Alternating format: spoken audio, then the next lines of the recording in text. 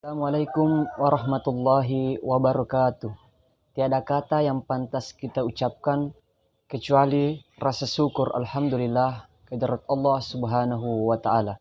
Salam serta talawat tak lupa pula kita kirimkan kepada junjungan Nabi Muhammad sallallahu alaihi wasallam. Saya Muhammad Ruslan. Pada kesempatan ini saya akan memaparkan materi mengenai asas-asas pendidikan. Pengertian asas pendidikan. Asas pendidikan merupakan suatu kebenaran yang menjadi dasar atau tumpuan berpikir baik pada tahap perencanaan maupun dalam pelaksanaan. Dasar inilah yang akan menjadi rancangan dalam penerapan kegiatan pembelajaran. Yang pertama ada asas pendidikan seumur hidup. Nah, asas pendidikan seumur hidup ini merumuskan suatu asas bahwa proses pendidikan merupakan proses kontinu yang sejak seseorang dilahirkan hingga meninggal dunia. Konsep pendidikan ini mencakup pendidikan informal, formal, dan non-formal untuk mengembangkan individu yang akan belajar seumur hidup. Nah, agar lebih bernilai bagi masyarakat, perspektif pendidikan seumur hidup. Yang pertama ada tinjauan ideologis, yang kedua ada tinjauan ekonomis, yang ketiga ada tinjauan sosiologis, yang keempat ada tinjauan filosofis, yang kelima tinjauan teknologis, 6 tinjauan psikologis. Yang kedua ada asas Tutwira Handayani. Asas Tutwira Handayani ini yang merupakan asas pendidikan Indonesia hingga saat ini. Nah, asas ini dikemukakan oleh Kiai Hajar Dewantara, kemudian dikembangkan oleh Dotrandus RMP Sostrokarto atau filsuf dan ahli bahasa.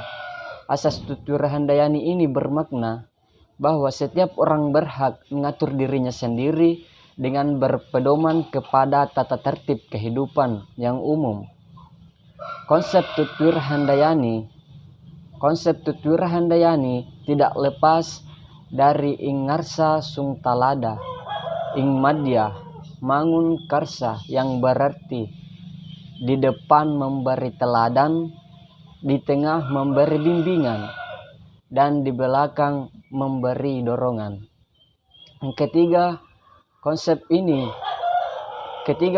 ini dikenal dengan trilogi Ki Hajar Dewantara, menjadi satu kesatuan yang membentuk seorang pemimpin atau pendidik dalam perusahaan atau sekolah.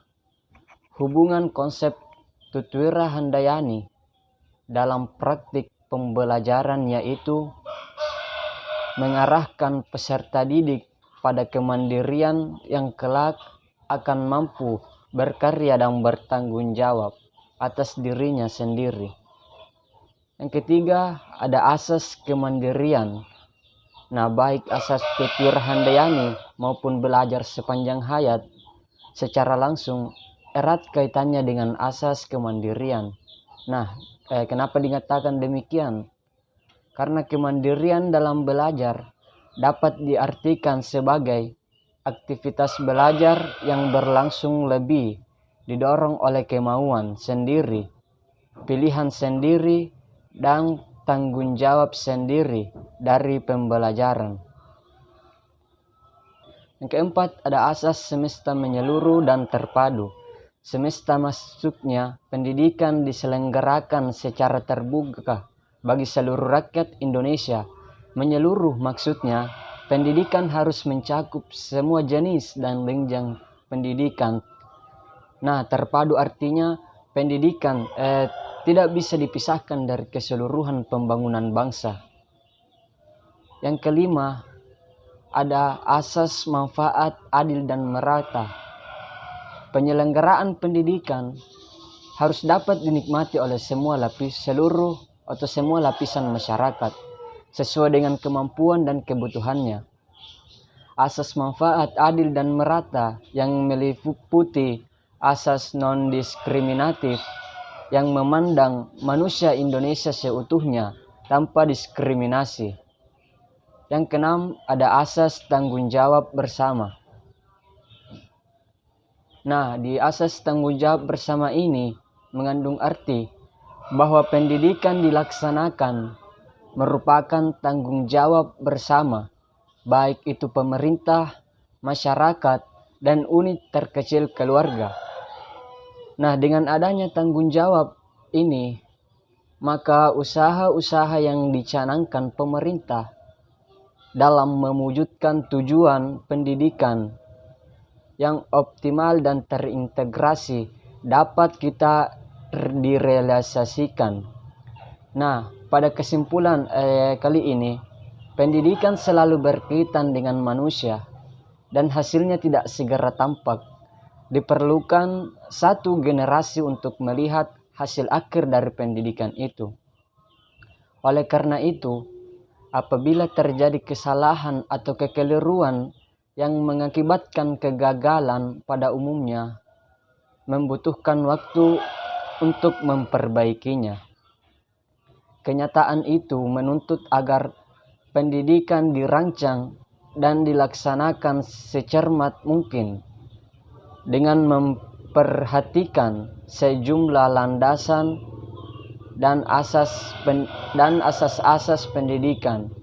Nah, asas-asas pendidikan memiliki arti hukum atau kaidah yang menjadi acuan kita dalam melaksanakan kegiatan proses pendidikan.